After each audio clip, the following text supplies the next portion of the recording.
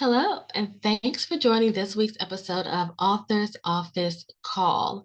Today, we're going to be talking about how to know when self-publishing is a scam.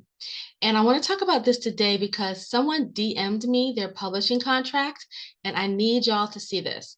She gave me permission to use the contract, and I am going to redact the parts that tells you the name of the company that had reached out to her, and she unfortunately signed it. But I'm sharing this because I want to make sure that I can help as many people avoid walking into the same trap. So the first thing I noticed when I looked at this contract was the word count. Well, the pricing and the word count, let me say. So the package she purchased was $7,000. Okay. So it includes only 5,000 to 6,000 words. And there's no such thing as a 6,000 word book, maybe a pamphlet, a leaflet, a lead magnet. A 6,000 word book is about 18 pages. This for nonfiction book. Most nonfiction books about 40,000 words, and a quick read is about 20,000 words. So that's not even half that. But listen to this. The contract says that if you want to write more books, they're going to charge you for it. For every additional 1,000 words, they're going to charge you $1,000. The second point I want to go over is they upload their book to their account, not yours. That's the number one sign that it's a vanity press, because they're saying they offer self-publishing services, but they take your work and upload it to their account. That doesn't make any sense. The only time your book is uploaded to a publisher's account is if you are a traditional author or if you are published by a hybrid publisher. When you sign for a self-publishing company, they are your freelancers. They are your Fiverr. Their job is to give you the files you need to take to your account, whatever platform you choose to upload it. Now the book is onto their account. This is where the problem lies when it comes to royalties. The contract says the author keeps 100% of royalties. But then in another line, it says the contract also says the distributor accounts are in the publisher name. So that means the author doesn't control the Amazon listing. They can't log in and see the activity of their dashboard. They can't change the pricing, description, anything like that, right? And they can't republish it. They can't say, oh, I'm infuriated, I'm just going to take this book and then just publish it under my account. Amazon's going to flag it as being fraudulent or whatever. You're going to need a whole new cover, a whole new title, and entirely new content, because they look over the content to make sure it's not duplicated. A self-published author should never be locked into anyone's system.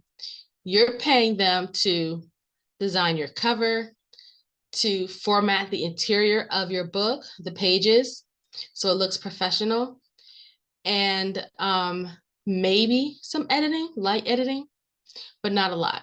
They typically don't do a lot of editing. Editing is an extra service. It should be done by a professional. Number 3, this contract says they hold 25% of your royalties, and there's a reserve for returns. But most authors never see that money. She's never seen that money. She's told me that people have bought the book, shown her that they bought the book, and she still hasn't gotten a royalty check, any money from it. Number 4, I'm looking at these upsells, and not only are they extreme, they're unrealistic. So for $6,000, you could have a USA Today anthology. For $15,000, you could have a virtual book tour that includes 25 podcasts and a TEDx.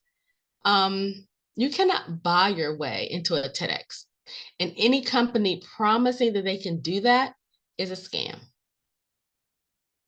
Number 5, They say they offer ghostwriting, but the process is bare minimum.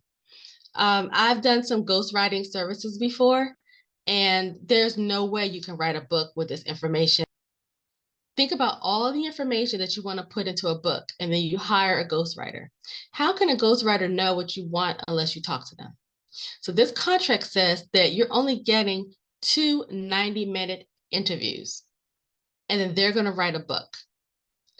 Fortunately, it's only 6,000 words. So the last one, number 6, the fine print, it protects them and not you. So it says you can't claim damages if they cause delays. You indemnify, which means you pay the legal fees for the publisher and the ghostwriters. And if you don't respond in 12 months, they terminate with no refund. So they're taking your $7,000. They halt the process if you don't pay on time. So let's say you're fully paid for your $7,000. And if you don't respond to any of their edits or whatever for 12 months, they terminate with no refund. And for your recourse, you have to pay their legal fees and the ghostwriter legal fees to get your money back. Also, if they stop responding, there is no protection for you. So that's it, guys. Does that sound like a scam? Sure sounds like a scam to me. So before you sign any publishing contract, especially a self-publishing service provider, look for these red flags: word count limits, expensive overage fees, publishers controlling the upload, publishers controlling your royalties, big promises like bestseller status or signing up for a TEDx, upsells that cost more than the book package. That's the $7,000. For more words, it could be up to $41,000. And last, contracts that protect the publisher instead of you. Now, if you're ever unsure about a contract or an offer that you receive from a publisher, send it to someone who understands this industry. I don't want you losing money or losing the rights to your story because of a bad contract.